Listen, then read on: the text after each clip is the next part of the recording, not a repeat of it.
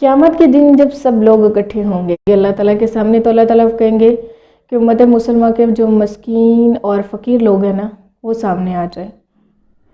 تو جب وہ سامنے آ جائیں گے تو اللہ تعالیٰ ان سے پوچھیں گے کہ میں نے تمہیں دنیا میں بہت کم مال دیا اور بہت کمی سے تم نے اپنی زندگی کو گزارا، تو اللہ تعالیٰ ان لوگوں سے فرمائیں گے جو اپنی دنیا کے مال کو کم ہونے پہ، غریب ہونے پہ، فقیر ہونے پہ راضی ہو جاتے ہیں، اللہ تعالیٰ کا شکر گزار رہتے ہیں اور اللہ تعالیٰ کی رضا میں راضی ہو جاتے ہیں، تو اللہ تعالیٰ فرمائیں گے کہ دنیا میں تو میں نے تمہیں کمی میں رکھا، لیکن آج تمہاری اس کمی کو میں پورا کر دیتا ہوں۔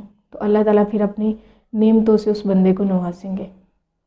اللہ تعالیٰ جنت جیسی نعمتیں دیں گے انہیں، اور جنت کے خزانے، وہ جنت کے محل، وہ ساری چیزیں اس کو اس کمی کے بدلے میں ملیں گی۔ آج ہم کتنا شکوہ کرتے ہیں نا، ہم کتنے مایوس ہو جاتے ہیں کہ فلاں کے پاس اتنا مال ہے، فلاں کے پاس اتنی دولت ہے، اور میرے پاس ایک چھت بھی نہیں ہے، میرا اپنا گھر بھی نہیں ہے، میرے پاس ایک کمرہ بھی نہیں ہے اپنے لیے۔ جن لوگوں کے اپنے گھر نہیں ہوتے، اور کچھ لوگ ایسے ہوتے جو مطلب اپنی ساری زندگیاں، آگے ان کے بچوں کی زندگیاں بھی اسی غریبی میں گزر جاتی ہیں۔ کسی کا لیول جو ہے وہ جو نسل بر نسل بدلتا رہتا ہے، اور کچھ نسل بر نسل ہی غریب رہتے ہیں۔ کہتے ہیں نا وہ دادے پر دادے سے ہی غریب ہو جاتے ہیں، اور پھر آگے یہ غربت چلتی رہتی ہے۔ اللہ تعالیٰ مال کی کمی رکھتے ہیں اس پہ۔ تو اب یہ دیکھیں کہ جو اپنی مال کی کمی پر راضی ہو جاتا ہے کہ اللہ تعالیٰ نے مجھے جو دیا ہے میں اسی کے قابل ہوں اور مجھے اسی میں خوش ہو جانا چاہیے۔ اگر ہم نہیں بھی خوش ہوتے تو کون سا کوئی زیادہ مل جاتا ہے؟ اگر ہم اللہ تعالیٰ سے شکوہ کرتے ہیں تو کون سا کچھ زیادہ مل جاتا ہے؟ تو اگر ہم اس پہ خوش ہو جائیں، اس پہ راضی ہو جائیں، تو شاید اللہ تعالیٰ اس زندگی میں ہمارے لیے بہت ہی آسانیاں کر دے، ہمیں اس مال سے نواز دے۔ کیونکہ یہ ہوتے انسان کی سوچ پہ کہ وہ کیا سوچتا ہے، اور مجھے لگتا ہے کہ ہمیں نیگیٹو سوچنے کے بجائے چھوٹے چھوٹے کاموں میں پازیٹیو سوچنا چاہیے، مثبت سوچ رکھنی چاہیے، کیونکہ جو آج نہیں ہے وہ کل کو اللہ تعالیٰ ضرور دیں گے۔ جو اس دنیا میں ہمیں نہیں ملا، ہم محروم رکھے گئے ہیں، تو گھبرانے کی کیا بات ہے؟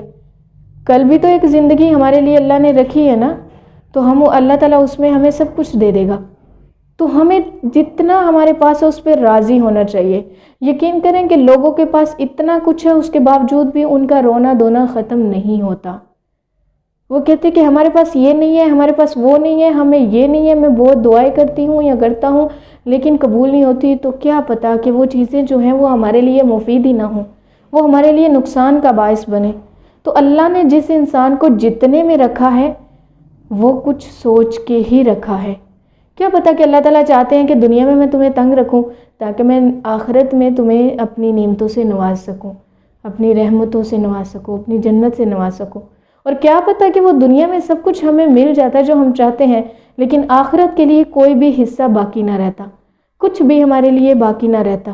تو کیا وہ بہتر ہے یا یہ بہتر ہے؟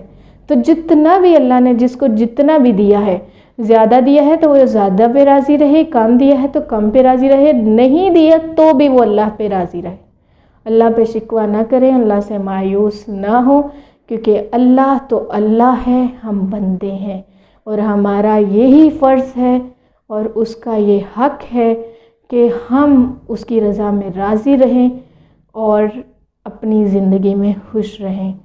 اللہ تعالیٰ کی جو چیزیں ہمیں اللہ نے نہیں دی اس کو یہی سوچ کے اپنے آپ کو خوش رکھیں کہ ہم کل قیامت والے دن اللہ تعالیٰ سے وہ نعمتیں ضرور پا لیں گے۔ اللہ ہمیں ان سے ضرور نوازے گا، کیونکہ اللہ کا وعدہ ہے جو اس دنیا کی کمی پہ راضی ہو گیا، کل قیامت والے دن اس کی کمی کو